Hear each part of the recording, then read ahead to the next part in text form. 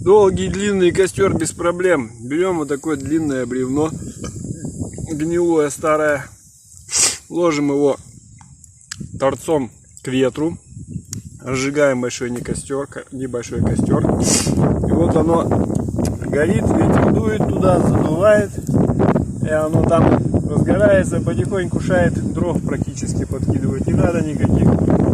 Снизу получается вот такая вот палка, остается как плитка газовая.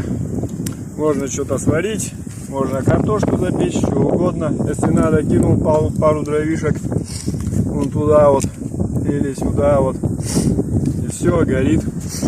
Теперь я развернул его торцом в другую сторону, потому что скоро буду тушить его, поэтому он мне уже не нужен будет.